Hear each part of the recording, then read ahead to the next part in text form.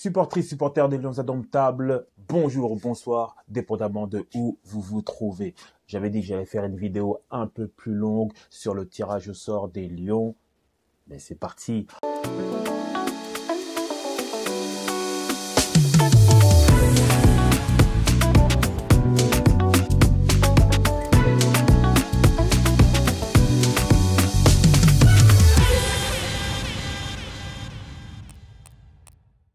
La CAN au Maroc a commencé et bien sûr, vous le savez, nous avons nos adversaires. Alors, je vais commencer par le bas. Comme je l'ai dit, je pense que c'est un groupe, je vais pas dire abordable, mais dans une CAN à 24 où le meilleur des troisièmes passes, le minimum serait d'avoir au moins 4 points dans ce groupe. Le calendrier ne joue pas vraiment en notre faveur, c'est-à-dire qu'on va rencontrer la Côte d'Ivoire dès la deuxième journée. Donc le premier match, ce sera face au Gabon. Après, on va se déplacer pour jouer face à la Côte d'Ivoire et on finira, je pense, à Agadir face au Mozambique. Je dis se déplacer parce qu'en réalité, le site d'hébergement du Cameroun, en tout cas pour le moment de ce que j'ai compris, se trouve à Agadir, alors que le site d'hébergement de la Côte d'Ivoire se trouve à Marrakech. Et la Côte d'Ivoire, aussi de ce que j'ai compris, va jouer ses 3 matchs à Marrakech. On va commencer par le Mozambique. La Mozambique est deuxième de son groupe. 4 matchs, 3 victoires et 1 défaite. La défaite est face à l'Algérie. Donc, ils n'ont pas encore rencontré la Guinée. Donc, ça va se jouer. Il y aura une petite finale face à la Guinée. Donc, dans le groupe pour se qualifier à la Coupe du Monde, la Mozambique est deuxième. Ils ont perdu face à l'Algérie. 3 victoires pour 1 défaite. Donc, ils ont battu, à mon avis, si je dis pas de bêtises, la Somalie qui ont perdu face à tout le monde, le Botswana. Ils vont rencontrer l'Ouganda. Ils ont gagné à l'Ouganda. Ils vont rencontrer l'Ouganda. Et je pense, si je dis pas de bêtises, qu'ils vont faire une petite finale face à la Guinée. Dans le groupe pour se qualifier à la CAN, là, c'est une autre paire de manches. Ils sont arrivés deuxième derrière le Mali.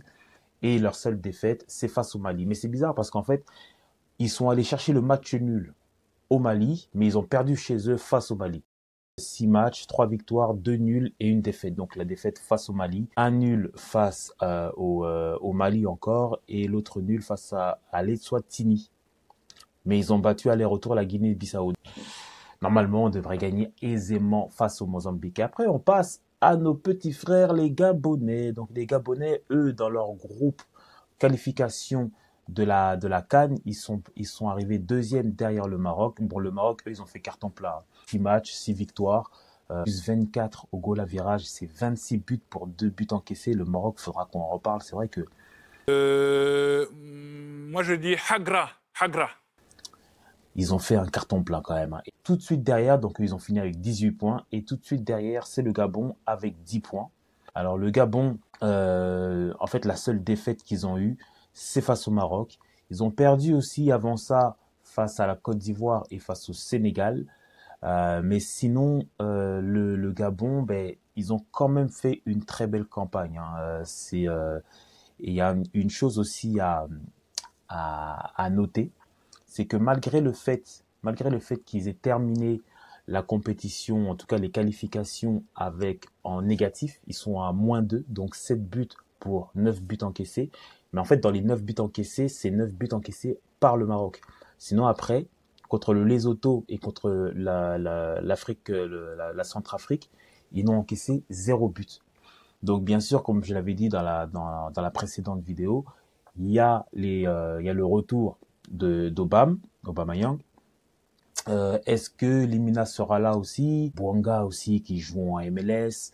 Donc ils ont une belle petite équipe, mais encore une fois, quand on se souvient de ce qui s'est passé, surtout à la CAN, aux dernières CAN, eux, c'est vraiment un problème d'instabilité en fait. Est-ce qu'ils vont arriver en étant concentrés et pouvant enchaîner les matchs? Ils vont commencer contre nous, donc moi je pense que on se doit de gagner ce premier match. Ça doit être 3 points assurés pour aller prendre le match nul, au minimum le match nul face à la Côte d'Ivoire. Je serais pas étonné si on fait une performance et qu'on bat la Côte d'Ivoire, mais on en reparlera dans d'autres vidéos. Et après, on fera la petite finale face au Mozambique parce que ce qu'il ne faut surtout pas, c'est que je pense que le Mozambique va battre le Gabon. Je pense qu'ils vont battre le Gabon. Je pense qu'ils vont perdre face à la Côte d'Ivoire. Donc, ils auront 3 points ou peut-être au minimum, ils auront 1 point. Je ne vois pas le Mozambique perdre face au Gabon. Ça, c'est mon pronostic à moi. Donc, au 3e match, je suis sûr et certain que la Mozambique aura quelque chose à jouer pour la qualification parce que n'oubliez pas que le meilleur 3e se qualifie. Donc, je suis presque certain que quand on va arriver face à la Mozambique, soit on a 6 points et qu'on est déjà qualifié et à la rigueur, on essaye d'aller prendre la première place, soit on sera en ballottage entre la 2e et la 3e place, mais il faut pas qu'on soit justement... Parce qu'en fait, c'est comme si ce serait une petite finale face à la Mozambique. Et ça, c'est le pire scénario qui peut arriver. Le Gabon aussi, c'est à surveiller. Comme je vous l'ai dit, je ne sais pas pourquoi, dans ma tête, je vois la Mozambique poser énormément de problèmes au Gabon. Mais c'est sûr que si le Gabon joue à son niveau, le Gabon devrait passer au moins 3e dans ce groupe-là. Mais attention, les surprises, ça peut arriver. Et bon, je leur souhaite le meilleur. De toute façon, le plus important, c'est que le Cameroun passe, n'est-ce pas? Et après, nous avons la Côte d'Ivoire. Que dire de la Côte d'Ivoire? Donc la Côte d'Ivoire quand même finit première de son groupe. La Côte d'Ivoire est première de son groupe en ce moment. On va commencer par la CAN. Je ne sais pas si vous vous souvenez, je vous disais que les derniers résultats de la Côte d'Ivoire sont un peu mitigés. Ils ont la Zambie, le Sierra Leone et le Tchad. Ils ont perdu face au Sierra Leone et ils ont perdu face à la Zambie. Donc ce qui arrive, c'est que la Zambie est première de son groupe avec 13 points, la Côte d'Ivoire deuxième avec 12 points. Et ils ont perdu 2 fois d'affilée. Donc c'est-à-dire qu'ils sont partis en Zambie, ils ont perdu 1-0, ils sont partis au Sierra Leone et ils ont perdu 1-0. Alors que quelques jours avant, ils avaient gagné chez eux 4-1 face au Sierra Leone et un mois avant, ils avaient gagné 2-0 face à la Zambie. Donc c'est-à-dire que quand ils se déplacent, à part contre le Tchad bien sûr, c'est pas ouf. On va dire ça comme ça. Là, les prochains adversaires de la Côte d'Ivoire, ça c'est pour les qualifications en Coupe du Monde, c'est le Burundi et la Gambie, donc ça devrait passer. Et d'ailleurs, quand on regarde leur qualification en Coupe du Monde, ils sont premiers, 4 matchs, 3 victoires, 1 nul, 12 buts marqués, 0 encaissés. Et le dernier match, c'était face au Kenya et ils ont fait 0-0. Donc vous allez me dire, c'est pas si mal que ça dans le bilan global, mais on voit quand même des failles quand j'ai l'impression que tu sors un peu de tes quand t'es pas à domicile, quand t'es un peu bousculé. Mais encore une fois, c'est la Côte d'Ivoire. Je pense que là où ils sont forts, c'est leur effectif. Ils ont un 11 et surtout, ils ont un banc. Alors, maintenant, il y a des joueurs comme Adingra. Je sais pas où il en est parce qu'en ce moment, il joue pas beaucoup à Brighton. Il y a des joueurs aussi comme Guessant qui font des bonnes choses au championnat français, à Oulu. Mais bon, les grandes stars, c'est Fofana, Kessié, Haller qui revient bien, qui a retrouvé un club aux Pays-Bas, ouais, aux Pays-Bas. Sinon après, voilà, on a Ndika, Joe Mandé derrière, Singo, Operi. C'est sincèrement, je pense qu'ils ont le meilleur, le meilleur effectif. La pression est sur la Côte d'Ivoire. Le fait qu'on les rencontre dans le deuxième match, il y a de grandes chances que on ait tous les 2-3 points qu'on va se rencontrer. Donc ils vont vouloir gagner absolument pour finir premier. Ce qui va arriver, c'est que c'est pas nous les tenants du titre. Ce sera pas nous les favoris.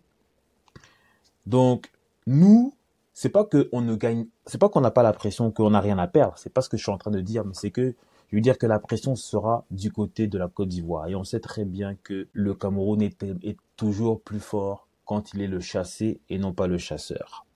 Quand il est celui qu'on sous-estime et pas celui où on dit que oh, le Cameroun va gagner. Donc, et surtout que c'est une compétition où la Côte d'Ivoire aura envie de confirmer, de dire que ce qui s'est passé chez nous, c'est pas parce que c'était chez nous, c'est pas parce qu'on a eu de la chance, c'est parce qu'on a une grande équipe et on va le prouver face au Cameroun. La deuxième chose, ce dont je parlais au début de la vidéo, rappelez-vous, je vous disais que La petite chose qui me dérange, moi, c'est le fait que on va devoir sûrement se déplacer à Marrakech et de Agadir à Marrakech. De ce que j'ai entendu, c'est 6 heures de route. Donc, est-ce que on va se déplacer en avion? Est-ce qu'on va se déplacer en bus? Mais peu importe le moyen de motion, ça reste quand même un jour que tu perds, un jour où voilà, tu n'es pas en train de t'entraîner, tu te déplaces, puis après il faut se préparer pour le match. Voilà les amis, donc ça c'était mon petit focus sur les adversaires. Je ferai une vidéo beaucoup plus détaillée sur notre équipe au fil et à mesure des semaines qui vont arriver, au fur et à mesure aussi des informations que nous allons avoir. Prochaine vidéo aussi sur l'arrivée de Dani Namasso et Nathan Goumou. J'ai vraiment envie de vous présenter ces binationaux. Je sais que dans les commentaires, vous dites souvent le D, tu nous hype avec les binationaux, mais c'est comme ça. La formation en ce moment, c'est pas trop ça au Cameroun. Donc, on est obligé d'aller appeler les binationaux, bien sûr. On est ensemble.